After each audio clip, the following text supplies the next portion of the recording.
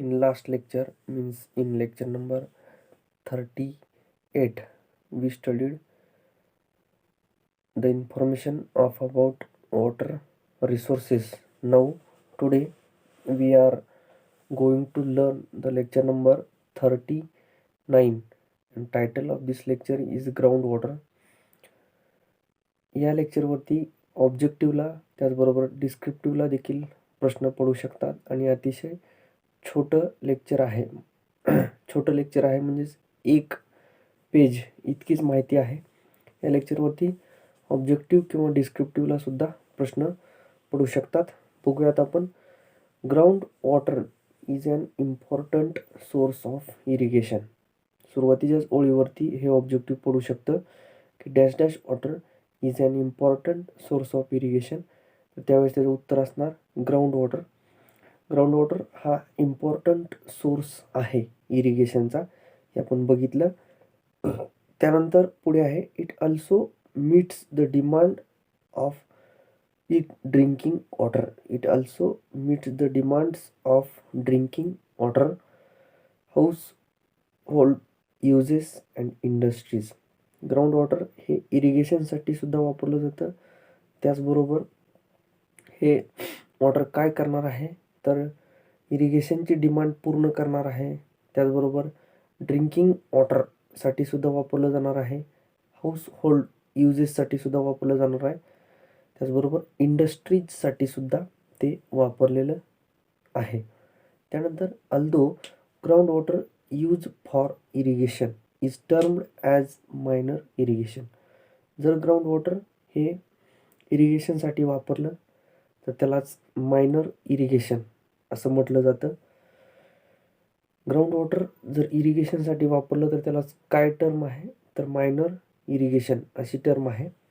In reality it accounts for about 70 to 80% of irrigation, serving more than twice the area supported by canals in India.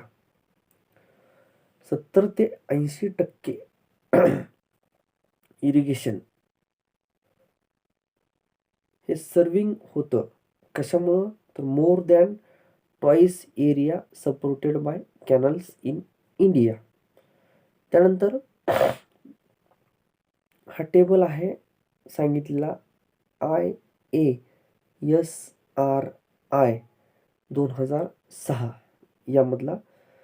Such a situation is more prominent in the intensively cultivated area under rice water or sugarcane based cropping system. Rice water किंवा sugarcane based cropping म्हणजे ऊस क्षेत्र जिथं आहे तिथं हे दिसून येतं. त्यातल्या त्यात especially in the Indo Gangetic plains यामध्ये ते दिसून येतं. The aquifers are exploited much faster than being replenished, implying that the production system are surviving because of borrowing from the future. म्हणजे काय, जे काही प्रोडक्शन सिस्टीम आहे ती प्रोडक्शन सिस्टीम सुद्धा यावरतीच अवलंबून असणार आहे. इन इंडिया म्हणजे आपल्या देशामध्ये काय होते बघा. In India about 250 kilometre cube of ground water is extracted. काय म्हणते in India about 250 kilometre cube of ground water म्हणजे 250 घन किलोमीटर ग्राउंड वॉटर, 250 घन किलोमीटर म्हणजे किलोमीटर क्यूब एवढं वॉटर हे एक्स्ट्रॅक्ट केलं जातं. परंतु कसं एक्स्ट्रॅक्ट केलं बघा. Against replacement of only about 250 kilometre cube. Extract किती केलंय? 250 किलोमीटर क्यूब. रिप्लेसमेंट किती दिली? 150 किलोमीटर क्यूब. आकडेवारी ध्यानात ठेवा. एक्स्ट्रॅक्ट केलेला आहे 250 किलोमीटर क्यूब. रिप्लेसमेंट दिलेली आहे 150 kilometre cube. This has resulted in sharp decline of water table. याच्यामुळं काय होतंय तर sharp decline of water table ही कंडिशन घडून येणार आहे. काय घडून येणार आहे? This has resulted in sharp decline of watershed. Sharp decline of water table. Watershed नाही तर ते वॉटर टेबल आहे. काय म्हणतंय? This has resulted in sharp decline of water table. म्हणजे काय तर एक्स्ट्रॅक्ट वॉटर केलेलं आहे 250 किलोमीटर क्यूब. रिप्लेसमेंट केलेली आहे 150 किलोमीटर क्यूब. एक्स्ट्रॅक्शन आहे 250 किलोमीटर क्यूब आणि रिप्लेसमेंट दिलेली आहे 150 किलोमीटर क्यूब. म्हणजे जेवढं एक्स्ट्रॅक्ट केलेलं आहे तेवढं रिप्लेस केलेलं नाही. आणि याच्यामुळं काय होणार आहे तर this has resulted in sharp decline of water table.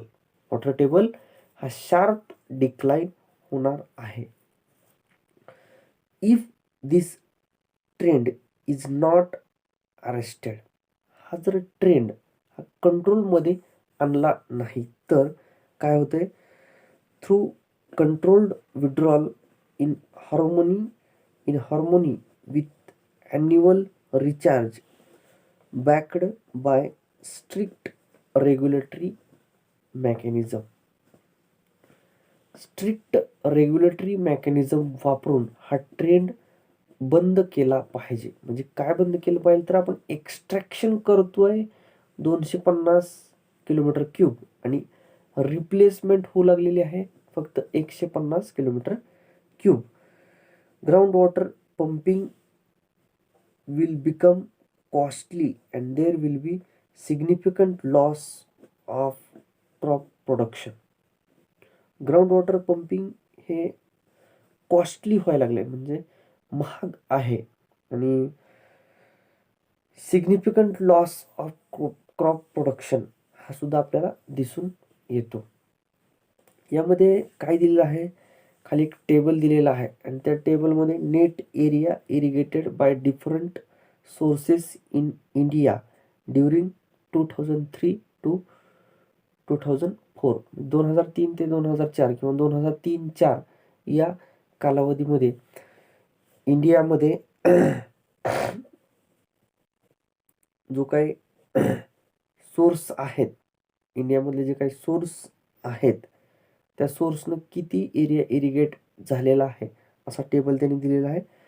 3 column आहेत त्यामध्ये सोर्स, एरिया आणि पर्सेंट ऑफ टोटल अशी माहिती आहे. बघा आता पहिला सोर्स बघू. कॅनल.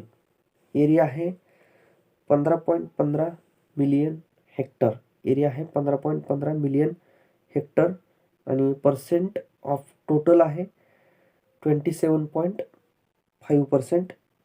वेल्समध्ये आहे 35.26 मिलियन हेक्टर. एरियामध्ये आहे वेल्समधली माहिती आपण बघतोय.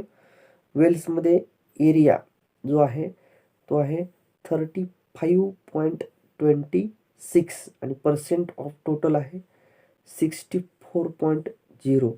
त्यानंतर पुढे आहे टँक्समधला एरिया आहे 1.94 आणि पर्सेंट ऑफ टोटल आहे 3.5 आणि अदर सोर्सेसमध्ये आहे 2.75 आणि पर्सेंट ऑफ टोटल आहे 5.0. टोटलमध्ये जर एरिया बघितला तर तो येतोय 55.10 मिलियन हेक्टर आणि पर्सेंट ऑफ टोटल जर बघितलं तर ते येणार 100. अजून एकदा आकडेवारी मी रिवाईज करतो. सोर्सेसमधला कॅनल्स जर बघितला तर तो आहे 15.15 million hectare, percent of total आहे 27.5. वेल्समध्ये आहे 35.26. 35.26% ऑफ टोटल आहे 64.0. टँक्समध्ये आहे, वेल्समधला अजून वेळ सांगतो, 35.26 आणि पर्सेंट ऑफ टोटल आहे 64.0. टँक्समध्ये आहे 1.94 आणि पर्सेंट ऑफ टोटल आहे 3.5. अदर सोर्सेसमध्ये एरिया आहे 2.75 आणि पर्सेंट ऑफ टोटलमध्ये आहे 5.0. टोटलमध्ये जर आपण बघितलं तर टोटलमध्ये एरिया येणार 55.10 मिलियन हेक्टर आणि पर्सेंट ऑफ टोटल येणार 100. इथं हे लेक्चर नंबर 39 ग्राउंड वॉटर इथं समाप्त होतं. यावरती ऑब्जेक्टिव्ह त्याचबरोबर डिस्क्रिप्टिव्हला देखील प्रश्न पडू शकतो की dash dash water is an important source of irrigation किंवा dash dash water is termed as minor irrigation. तर ग्राउंड वॉटर, दोन्हीचं उत्तर ग्राउंड वॉटर. एक्स्ट्रॅक्शन वॉटर करतो, ग्राउंड वॉटर हा इम्पॉर्टंट सोर्स ऑफ इरिगेशन सुद्धा आहे. ग्राउंड वॉटर जर इरिगेशनसाठी वापरलं तर त्याला मायनर इरिगेशन म्हटलं जातं. हे पण त्याचबरोबर एक्स्ट्रॅक्शन करतोय आपण 250 किलोमीटर क्यूब आणि रिप्लेसमेंट आहे 150 किलोमीटर क्यूब. अशा पद्धतीची माहिती आपण इथं बघितलेली आहे. आणि त्याचबरोबर टेबल म्हणजे त्यामध्ये सोर्सेस काय काय आहेत, एरिया किती आहे आणि पर्सेंट ऑफ टोटल, असं पूर्ण आकडेवारी आपण लेक्चर नंबर 39 ग्राउंड वॉटर यामधली बघितलेली आहे. आणि इथं हे लेक्चर नंबर 39 ग्राउंड वॉटर हे समाप्त होतं.